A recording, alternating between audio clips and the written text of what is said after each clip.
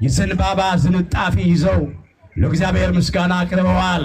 ሆሳዕና ለወልደ ዳዊት ወሮግ ዘይመጽእ በስመ እግዚአብሔር ሆሳዕና በአርያም እያሉ አመስግነዋል።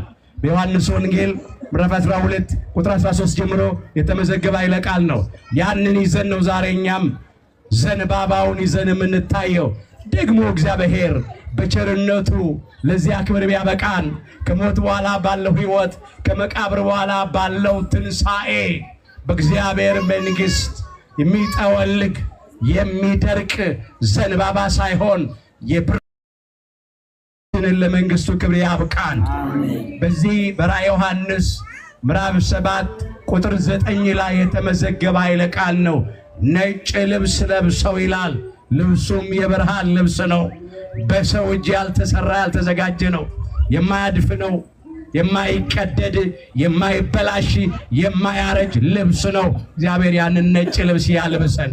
ጸጋ እግዚአብሔር ነው። ያ የዘንባባ ዝንጣፊ ይዘው አለ በአምላካችን በጌታችን በመድኃኒታችን በኢየሱስ ክርስቶስ ዙፋን ፊት በበጉ ፊት ይላል። በቀራንዮ በግ በየዋሁ በግ በትሑቱ በግ የዓለምን ኃጢአት ባስወገደው በግ በእግዚአብሔር በግ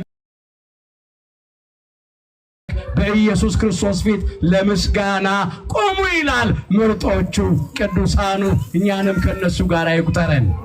ገና የዘንባባ ዝንጣፊ እንይዛለን። የብርሃን ዘንባባ ገና በሰው እጅ ያልተሰራ ነጭ ልብስ እግዚአብሔር በሰማይ ያለብሰናል። የብርሃን መጎናጸፊያ ሁላችንን ያጎናጽፈን።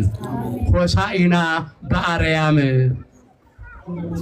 የማቴዎስ ወንጌል ምዕራፍ 21 ቁጥር 9 አምላካችን እግዚአብሔር ሆሳዕና እያለን ዛሬ ሆሳዕናውን እንዳከበርን ከጦርነቱ ከረሃቡ ከበሽታው ከስደቱ ከመከራ ሥጋ ከመከራ ነፍስ ከኃጢአት ሥራ ከሥጋ ሥራ ድነን በሰላም በነፃነት በሕይወት እንድንኖር ሁላችንን ይርዳን።